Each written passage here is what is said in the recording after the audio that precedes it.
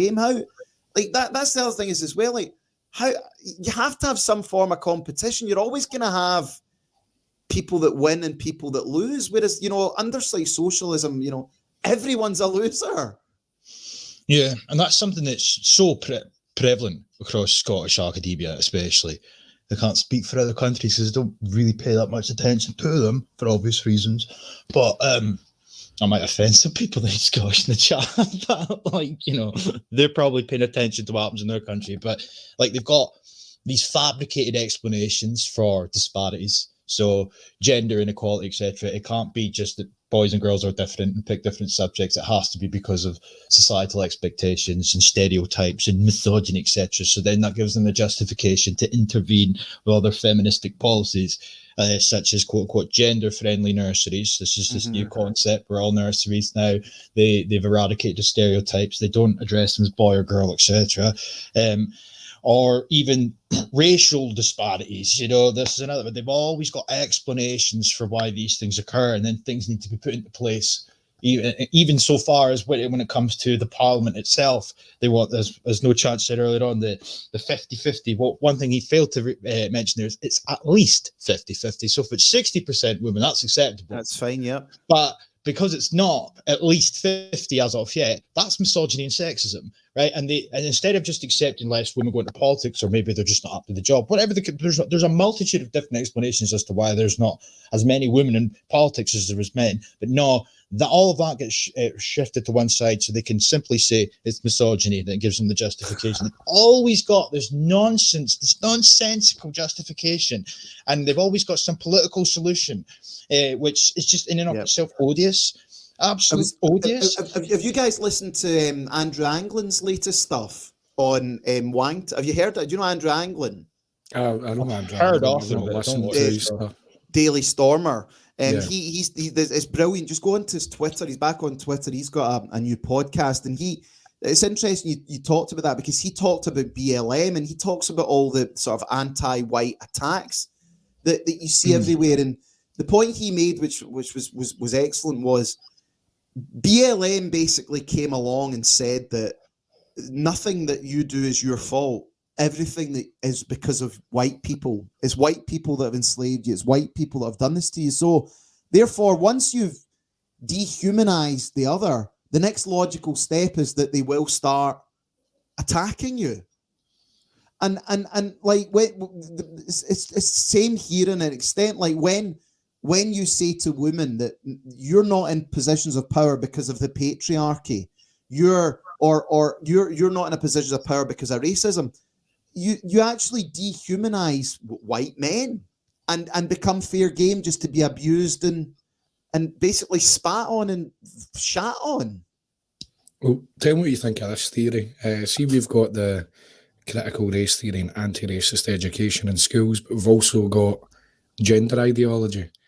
I think with those two things combined, you're going to see a massive increase in people identifying as transgender. Yeah. To say you're teaching all these white children, you should feel bad. You're the world. You're the world's problem. You oppress everyone. What are you want? What are you going to choose to be? An evil oppressor or a victim who's a tranny? I know. No, there was a. I don't know if you saw the graphic. It was percentage of people identifying as LGBT, and for like in America, like for boomers, it was like 1.2%. For millennials and Zoomers, it's like 25%. And it's just that, as you say, like they say they can't cope with the amount of children identifying as trans. Well, why do you think that is? Because it's being shoved down their throats, isn't it? Yeah, no, absolutely. Because if they did, like, especially when it goes a step further than that, with all the different genders now that there is, and some of them are even taught in schools. So when children are identifying as pansexual or as a pangender, who knows, or just that's just one example of many. But had they not been presented with these different identities to choose from, then they would never have known to identify as such. But I mean, just on that point, anecdotal again, but it's true. My mother's friend works in my old high school, right? And she was on the verge of quitting. She wanted to get a different job because she was sick of it, but she didn't get that job, so she stayed for now. But she wants to leave because it's, again, quote unquote, woke. Every classroom has from first year all the way up to fourth and fifth. She's a teacher's assistant. They've got LGBT flags all over all the walls. Disgusting. She was told on her first day that there's several children within this high school that identify as non-binary, so she has to refer to them as they or them, etc. It even goes a step further. They've got the black power fist, etc. as well on some of the walls, but she's not even allowed to correct them when they're wrong. You're not allowed to correct children if they're wrong at all. You're not allowed to do that. They've got safe spaces. They have safe spaces in my old high school now. Right? Now, so I come from one of the smallest cities in Scotland, and it doesn't have the reputation that, say, Glasgow does, but the school that I went to had quite a lot of hard nuts back in the day. And to think that in the space of 10 years, it's gone from that to having safe spaces and LGBT flags all over the walls, etc. It's no wonder that children are confused at best. Are being quote unquote transgender or worse at worst. It's absolutely ludicrous. And again, it goes back to, like, everybody talks about it goes back to a point we were on about right at the start with the SNP, etc. The SNP managed to retain as much support, albeit slim, in Scotland because of this independence myth. But what people never seem to do is open up their manifesto, see what they're intending to implement, or just look past the facade of independence, because every single time they get in promising independence via their election campaigns, etc., that they know themselves will be postponed or ignored or just flat out told no. And in the meantime, all this BS is implemented. This curriculum for excellence, ever since its inception, has been nothing but a tool to politicize children. And it's not a curriculum for excellence. That's the whole thing about it. It's actually it's actually a curriculum. It is, and the thing is, all I can do is look at other countries and look at history. See if you look at any country that's implemented, but basically what this is socialism. They collapse. I mean, they always collapse. You look at Venezuela. You look at the former Soviet countries, when they bring this garbage in, everything just, there's nobody there to do any of the jobs. There's nobody creating any wealth. No. And does that, it's how do we get out of this? What do you think it'll take to get out of this spiral? Because look, that bank failing is a good thing. That's a start, because we need acceleration. We need reality to kick in. But no chance. You say you're popular. I mean, you're positive for the future. What do you think it will take for us to get that back and get that sort of hunger again? Well, the strategy, the kind of drum I've been beating for a while now, is get the mums angry. If the mums know what's been taught in schools, whether it be critical race theory or the gender stuff, that's a good point. They'd be at the doors smashing it down. Like, there was a reason why, when they brought out that sex survey, when they were asking 11-year-olds about anal sex, disgusting. There's a reason the message that went out to the parents was vague, because if they knew if they included any of the details, they'd be banging the door down. And I think that a lot of the work DJ does, Resisting the Lies, exposing this stuff. See, people even the Scottish Family Party, they've been great in this. They have. If you take that Glasgow information as well. Aye. If you take that information and distribute it at school gates, phone the schools in your local area and go, are you teaching this garbage? And if they are, I think the more effective way is if you're putting out these, if you're handing these things out, make sure there's no affiliation there. You've not got Scottish Family Party, you've not got PA, you've not got this, you've got that. It's just a information leaflet. You're not promoting yourself, you're not promoting a group, and it's just, this is what they're teaching kids. And if we allow this to happen, it's dangerous for the kids with the gender ideology stuff when you look at the suicide rates. If you're then forcing kids or brainwashing kids down this route and they don't actually have dysphoria, it's just been forced down their throat, as you said earlier, the suicide rate's going to be even higher than it is. It is.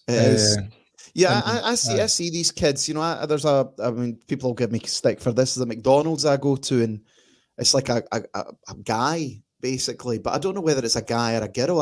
I actually don't know whether it's an FTM or an MTF or whatever.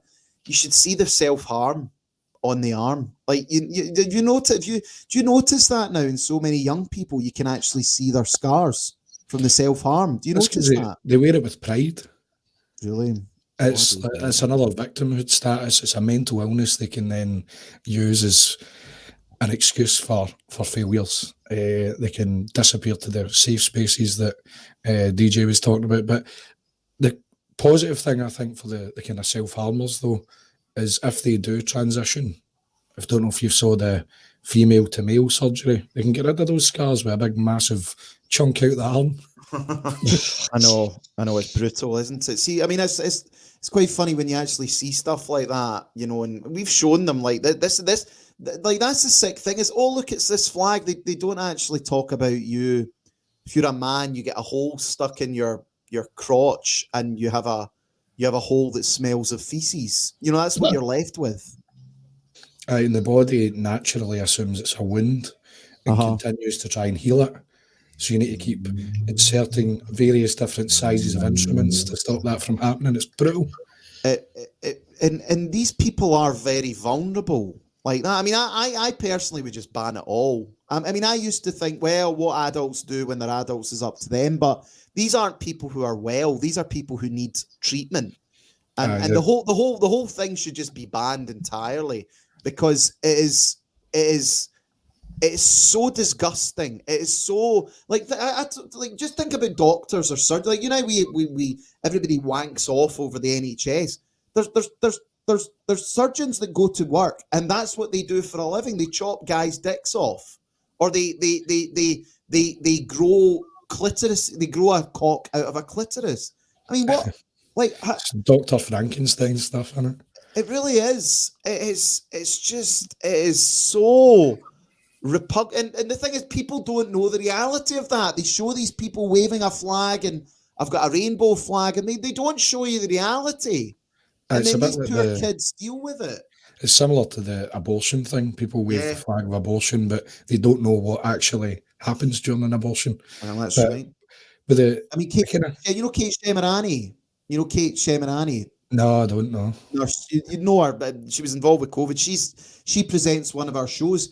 When she first started, she worked in a gynecology ward, and they were doing abortions. And you know, she said that. She said, you know, they cut the arms off, then they cut the legs off, and then they cut the head off, and then yank the body out. You know, and that's the reality of it for an abortion after 12 weeks. And then they need to kind of piece it together like a jigsaw to make sure there's no pieces left inside that would cause infection. It's just mental. But back to the kind of transgender thing, the gender affirming care that they're pushing all over the West just now. Like, to me, this isn't an accident. It's a orchestrated thing that for somehow they've all bought into it. But the gender affirming thing that they're so desperate to push, the analogy I used in the video I done about the conversion therapy ban was, it's a bit like having anorexia affirming care.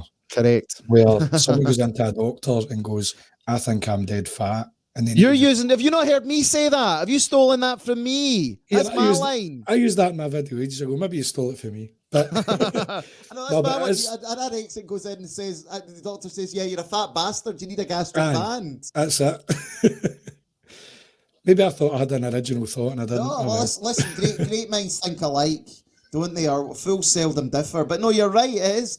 Like, if you go in as an anorexic, the doctor doesn't turn around and say, well, yeah, you know, I see some love handles there on your 4-stone body. So why is anorexia? Why aren't they told that they're gorgeous and they look healthy? Why is that? Why is that treated? And trans isn't. Why? It probably will at some point be treated the same way, because we live in a world that has gone mad. Yeah. DJ, why do you think then that why the trans stuff? Why has that really come out? I mean, that's really just come out in the last probably 2 years, and it's exploded. What's the game behind it?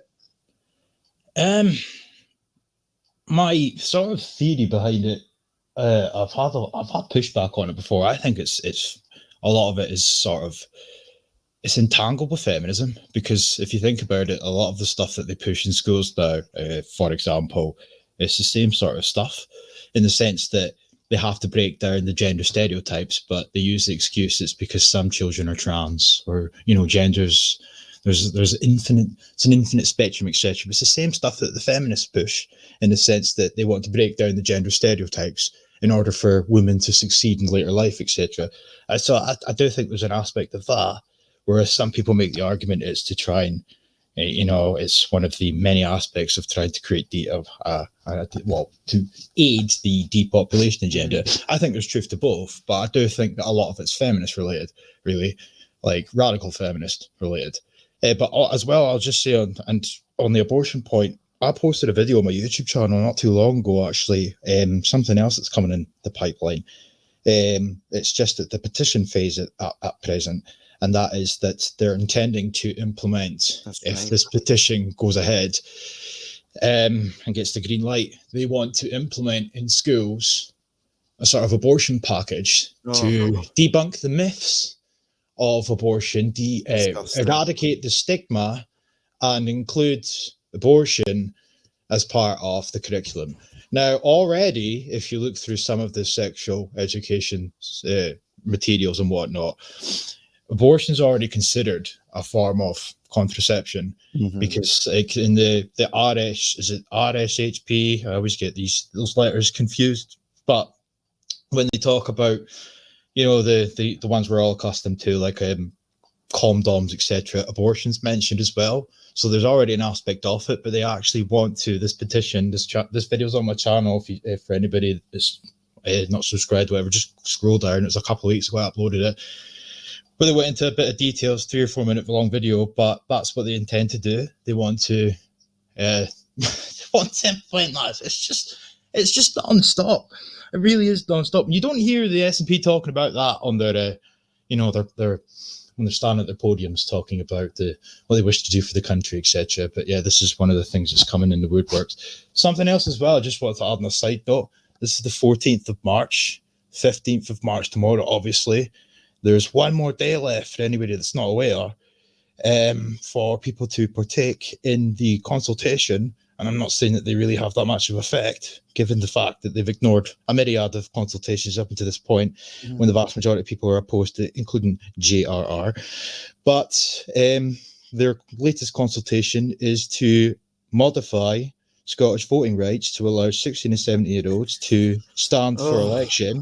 And on top of that, allow asylum seekers to vote.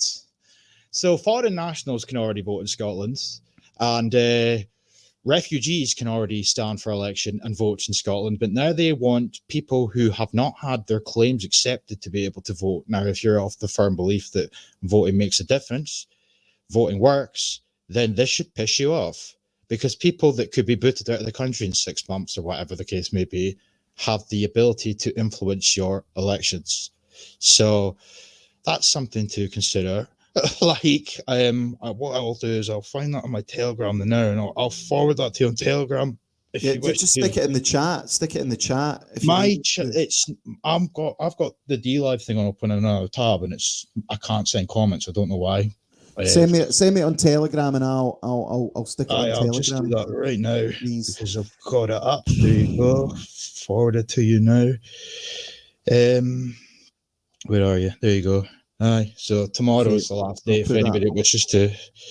A reminder that the consultation regarding allowing asylum seekers to vote, and for 70, I mean, it's just, I mean, like this is how Rome collapsed. Like, ancient Rome was great, and then all of a sudden everyone, we conquered you guys a few years ago, come here now, you can. It's just this, nobody ever learns from history, and this 16 and 17-year-olds, it's just, so where do you guys come to where you are in politics? Did you get this from your parents or family, or, because I'm quite interested in that, just for maybe the last few minutes of the conversation. DJ, where did your sort of belief system come from? Well, I was always apolitical. I've always been of the belief that politics, like, it doesn't matter who you vote for. It doesn't really make a difference. But my granddad was a staunch Scottish nationalist. Right. So I had a bit of influence from him. But my sort of journey was a bit weird in many respects, because I started, when I first started YouTube, I was like 17 years old. still got the same channel, never been booted off, but I was into sort of quote conspiracies, you know, chemtrails, 9/11, ISIS, that type of thing, false flags, false shootings, etc. And then I started to come across a lot of anti-white news articles, anti-white videos, SJWs, you know, I got into that scene. And then I started to dig a bit deeper, and like, because there was videos on my channel at the time. You could, before I deleted a lot of my old videos, you could see my sort of my transition, if you will, into what I became today. Like, and there was videos where I would be reacting to articles, etc., totally perplexed as to why I'm being attacked just for being a white man. And then I started to pay attention post-Brexit to the SNP, you know, and I started to do a bit more diving into Scottish politics and what was really going on behind the scenes, paying more attention to Parliament. And just over time, I realised that Holyrood is just odious. Yeah, it's absolutely odious. Now, yeah, it is. I've always had the firm belief that in an ideal world, Scotland should be independent and it should not be in the UK or the European Union. It should be an independent nation. But we don't live in an ideal world, really. And then I started to get really entrenched in researching Agenda 2030, Agenda 21. And I've seen the connotations between SNP policy and Agenda 2030. Now, Scotland was the first country in the world to sign up to the Sustainable Development Goals, the same way it was the first country in the world to sign the Paris Climate Accords, the first country in the world to implement a myriad of different things that are all entangled with Sustainable Development Goals.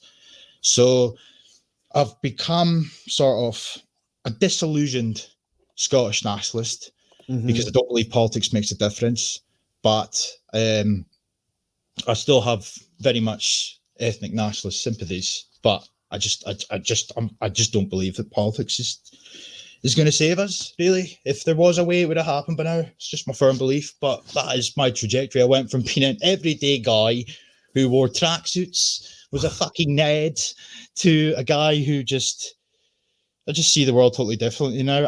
That's the one last thing I'll end on that, because I know I'm rambling, is the fact I just wish people would switch off from the crap they see on the TV pertaining to, oh, Sturgeon said this, Hamza Yusuf said that, Boris Johnson said this, etc. And look at manifestos. Look, compare and contrast what's really going on. What they're really doing. Because every single SNP, even the thing I just mentioned there with the asylum seekers and that's part of the Sustainable Development Goals. Reduced inequalities, Sustainable Development Goal 10.2, and their target section talks about political empowerment for all minorities, more or less. I'm paraphrasing. 10.7, safe and legal regular migration. What do you keep hearing about? Safe and legal routes for asylum seekers, etc. to get here. All intertwined. Yeah. I mean, there has been a big shift, though, in the SNP, because under Salmond, they were reasonably pro. But I mean, there wasn't any of this garbage. This really is just the last. Well, actually, I will push back on that and simply because I was of the same belief as you until I started to realise what he did when he got in. He created the National Performance Framework, which is now where all Scottish policy is derivative from. You look at the National Performance Framework, it says this on their website, Scottish Government's website. The National Performance Framework works in tandem with the Sustainable Development Goals. But this National Performance Framework came out in 2007/2008, whereas the Sustainable Development Goals didn't come out to 2015. So how come all of Scottish policy is created on a policy that did not, or a concept that did not? Let me rehash that. How come a concept that was created in 2008/7? I'm losing my train of thought here. Just put it this way, right? Sorry. Something that started in 2007/8 seems to work in tandem with something that came out years later. That was Alex Salmond's creation, before Sturgeon got into power. So yeah. No, I mean, I think they were all. What Salmond did though was they basically stole Labour's crown in Scotland. You know, they took that left wing support, but it wasn't. There was trickles of this insanity, but I think in the last 2 or 3 years there's real been that deluge of it, and you know, their vision and again, one of the reasons I was opposed to independence back in 2014 was maybe not where I am now, but what I did say was, in a globalized world, a small country is very easy to manipulate, and it's also very easy to control. And, you know, when you're facing, like, Apple probably has more money in the bank than Scotland spends in 10 years. You know, the small nation states, you know, and again, that's one of the globalists, you know, were sort of ambivalent on Scottish independence because they don't want you being independent. What about yourself, No Chance? Where did you come from? Your, you know, the place you're in now, because you are both younger guys who go against the consensus. Where did your sort of politics and beliefs come from? I was a yes voter at the time. That came from a place of smaller government equals more accountability, which is the reason I voted for Brexit as well. So I was in this kind of weird place where I was an independence and Brexit supporter. Now, if independence came about, it would depend who's running it and whether or not EU membership is attached. If EU membership's attached, not interested. But what kind of really opened my eyes and got me more involved in politics is becoming a dad. And then I was travelling the country, still do, and I was spending a lot of time in London. And I went a wander outside the city of London, ended up in Brick Lane, and where the main mosque is. I can't remember what that area is called again. I'm sure someone in the chat will bring it up. But I took a wander out there and I could not believe what I was seeing. It was just a totally different country. I didn't like the feel of it. The place smelled. Even when you walk by their equivalent of a butcher's, even the hygiene involved in that place was just non-existent. There was street signs that had like Arabic translations, and I was like, what the hell is going on? And that kind of maybe accelerated my kind of ethno-nationalist beliefs. But I did notice there was a lot of language shifts over time as well, where there was all this focus on integration. You come here, you integrate, and then that shifted to multiculturalism because they know integration's impossible. And now we're at a point where immigration back in the day was basically like filling up a glass of water with a tap. You can turn it off and on as you please, so it doesn't overflow. But where we are now is we're filling up the glass with a power hose, and we're screaming at the glass for being racist, for not accepting it. This level is impossible. It is going to, as you highlighted many times throughout this conversation, when you change things so drastically, it's not going to be the same country that it once was. And I think that's just a common sense position. It's a position that was probably just normal about 10, maybe 15 years ago. But now it's just like you're seen as far right, and all these labels are chucked about, and I just don't buy them. In fact, probably something that you'll find quite amusing, just to show you how ridiculous politics have got. I was kind of tuning into the leadership debates before I jumped on, and Hamza Yusuf accused Kate Forbes of being right-wing because she was defending small business. He's seen the defence of small business as a right-wing position.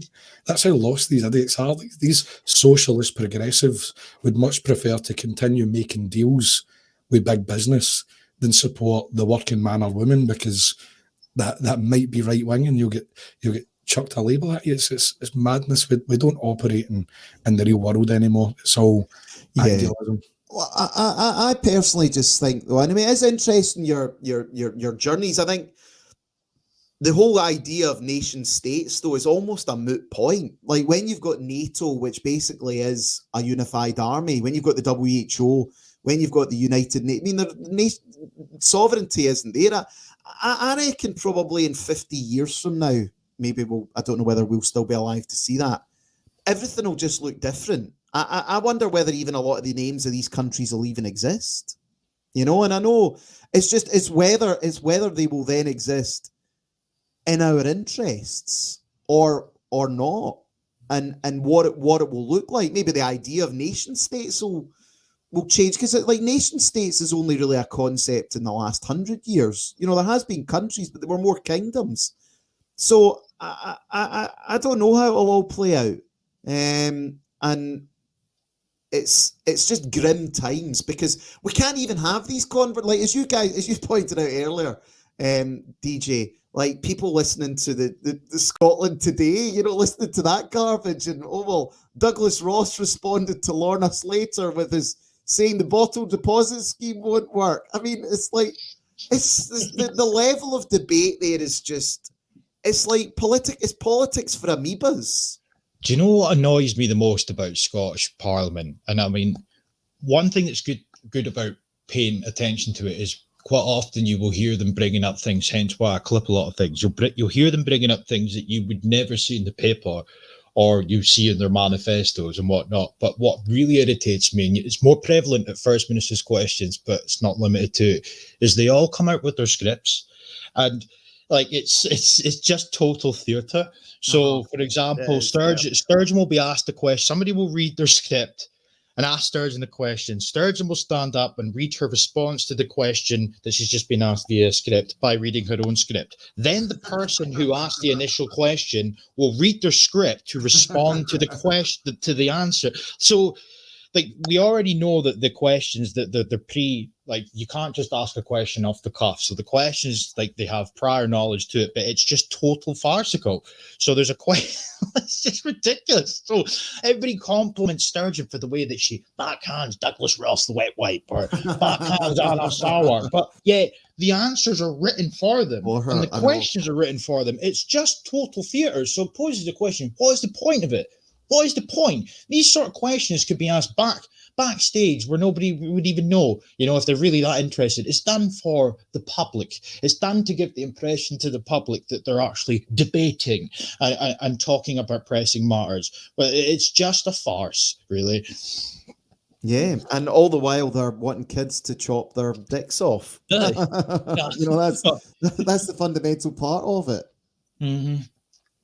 My opinion, and this comes from somebody that, as I say, it's got Scottish nationalist, old school Scottish nationalist sympathies. I have never had any sort of admiration for the United Kingdom. No offence to any English listening, it's nothing against you. I just can't stand Westminster or the monarchy for that matter. But Holyrood has got to be the most repulsive thing that's ever happened to Scotland. If I had my way, that would be abolished tomorrow, completely demolished. Yeah, Holyrood has been an absolute cancer to this country, a putrid cancer. Yeah, I mean, it really has, and it's unbelievable, guys. PBC's been putting the links in the chat. People can keep following you guys on YouTube and the work that you're doing, and obviously that is good work that you guys are doing because it is real.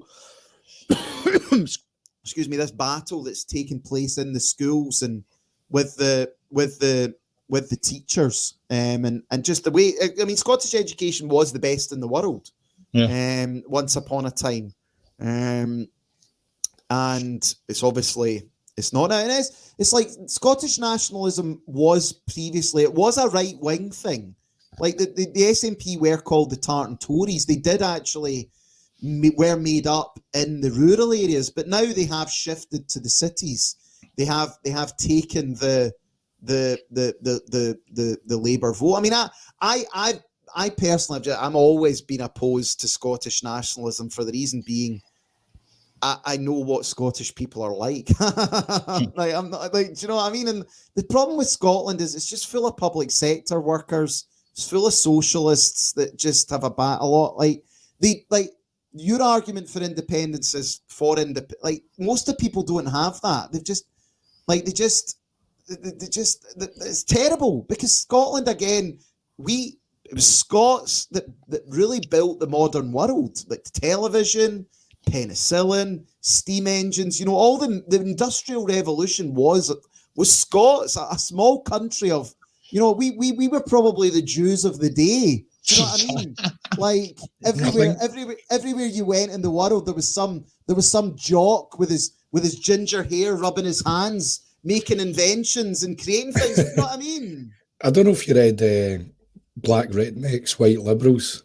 No. That was, I think it's Thomas Sowell, I think it was, but he made that same point where it was, they basically were the Jews of the day because they were so overrepresented in so many fields and so many achievements. But it's heartbreaking when and the thing is, I remember, like, even this is a bad, like, I remember in the 90s, Scotland used to have a brilliant music scene. We also used to have like a film industry, and all of that. I don't see any of that. Like, And this is the thing again about sort of socialism. It is a race to the bottom. Without competition, without people trying to better themselves, nothing gets achieved. No. Guys, any last comments you'd like to make? No, I think I just again I'll just re-stress that point. That consultation is tomorrow if anybody wishes to partake in it. But no, thanks very much for having us on. Brilliant. Really enjoyed it tonight, guys. And I wouldn't normally give over an hour, but I would to two fellow Scots like yourselves. Are always a higher level. We've got to educate these people down south. David, talk to me about what's going on, David. Right, cheers, guys. Right, bye. Cheers, David. Bye. Do you know what's